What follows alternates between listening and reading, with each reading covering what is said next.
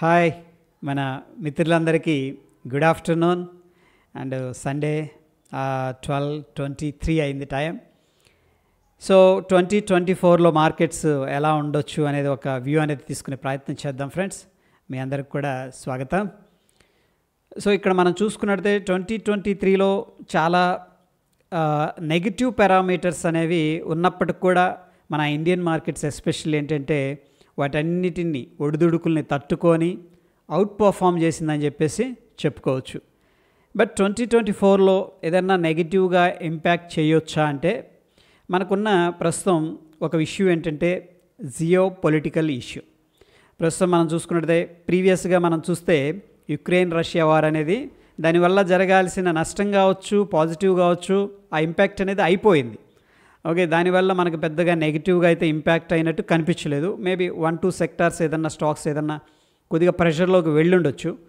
But ఇక్కడ నుంచి కూడా అంటే మనకేంటంటే ఈ యొక్క ఇజ్రాయెల్ హమాసు ఈ యొక్క జియోపొలిటికల్ ఇష్యూ కానీ, చైనా తైవాను ఈ యొక్క జియోపొలిటికల్ ఇష్యూస్ కానీ ఏదన్నా మేజర్ కన్సర్న్ అయ్యే అవకాశం ఉంది. ఇది 2024కి this is one of the aspect మనం చూడాల్సింది జియోపొలిటికల్ ఆస్పెక్ట్లో. దాని తర్వాత మనకి నెక్స్ట్ రానున్న 3-4 మంత్స్లో అక్రాస్ ద ఇండియా ఎలక్షన్స్ అనేవి ఉన్నాయి. ఈ ఎలక్షన్స్ యొక్క ఇంపాక్ట్ చాలా ఉండే అవకాశం ఉంది. అయితే కొన్ని సెక్టార్స్కి మేబీ ఫేవర్గా ఉండొచ్చు, కొన్ని సెక్టార్స్కి నెగిటివ్గా ఉండొచ్చు. బట్ హోల్ పిక్చర్ మొత్తం మీద ఇండియన్ మార్కెట్ మీద ఒక ఇంపాక్ట్ అయితే చూపిస్తుంది. బట్ అక్కడ ఏదైనా నెగటివ్గా ఇంపాక్ట్ అనేది కనిపించిందంటే దానివల్ల మార్కెట్లో చాలా డీప్గా కరెక్షన్ అంటే ఫాల్ అనేది జరిగే అవకాశం ఉంది. This is one possible scenario. And దాని తర్వాత మనకి మైక్రో ఎకనామిక్స్ కానీ మ్యాక్రో ఎకనామిక్స్ ఫ్రంట్ అనేది మనం చూసుకొని డేటా అనేది అబ్జర్వ్ చేస్తే ఈ యొక్క రిజల్ట్స్ అంత అనుకున్నంతగా బాగా రావట్లేదు. ఎందుకంటే మన ఎక్స్పెక్టేషన్స్ ఎక్కువగా ఉన్నాయి. ఏది స్టాకు ప్రైస్ని కానీ వాటిని పీ రేషియో ఇవన్నీ చూస్తే కూడాను ఇంకా ఎక్స్పెక్ట్ చేసిన దానికంటే ఎక్కువ రిజల్ట్ రావాలి. బట్ ఈ ఫైనాన్షియల్ రిజల్ట్స్ అనేది అంత ఫేవరబుల్గా అయితే ప్రస్తుతం కనిపించట్లేదు. దీనివల్ల కూడా ఏంటంటే మనకి కొద్దిగా మార్కెట్ అనేది స్లగ్గిష్గా ఉండే అవకాశం ఉంది.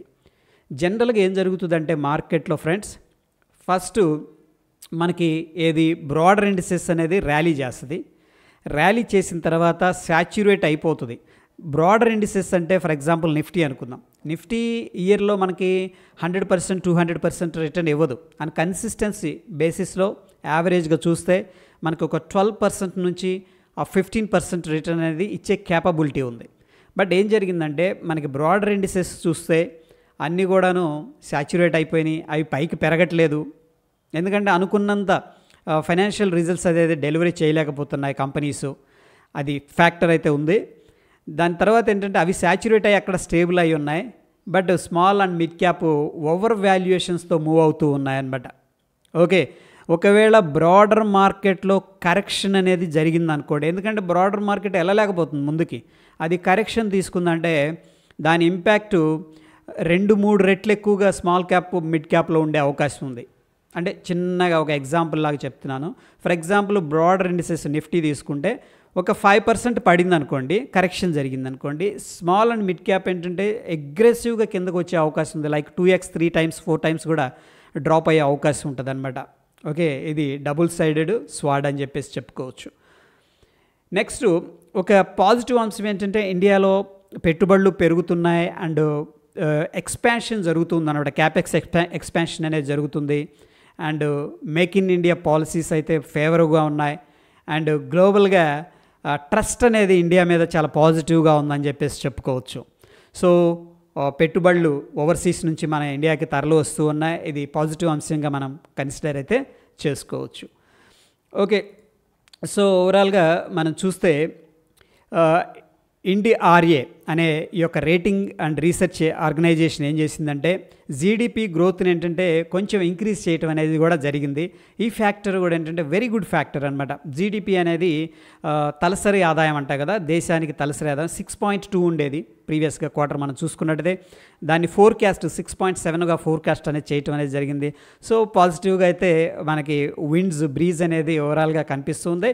బట్ ఓవర్ వాల్యుయేషన్స్ అయితే ఒక ఫ్యాక్టర్ అనేది మనం చాలా జాగ్రత్తగా మైండ్లో అనేది పెట్టుకోవాల్సి ఉంటుంది.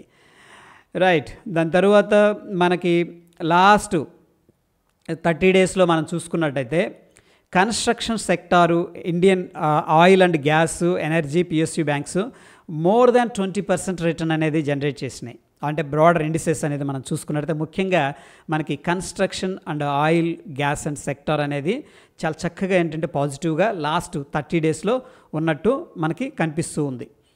అదేవిధంగా లాస్ట్ 7 డేస్లో మనం అబ్జర్వ్ చేస్తే bank Nifty and IT sector, ముఖ్యంగా బ్యాంక్ నిఫ్టీలో 0.26% మాత్రమే నెగిటివ్గా ఉంది. ఇది లాస్ట్ 1 వీక్ డేటా అనేది మనం చూస్తే. బట్ ఐటీ సెక్టర్ మాత్రం 2.49% అనేది డ్రాగ్ చేసింది. ఓకే, ఓవరాల్గా ఎనీహౌ ఇక్కడ కన్స్ట్రక్షన్ సెక్టర్ మనకి దగ్గర దగ్గర 10% దాకా పాజిటివ్గా అయితే మూవ్ అయిందనమాట. ఇకపోతే మనకి నిఫ్టీ 50 మనం ఓవరాల్గా బ్రాడర్ సెన్స్ అనేది తీసుకున్నట్టయితే ఓకే, దాంట్లో నిఫ్టీని లిఫ్ట్ చేసిన కంపెనీలు మనం చూస్తే ఇన్ఫోసిస్, టీసీఎస్ అండ్ ఎల్ఎన్టీ అనేది కనిపిస్తుంది.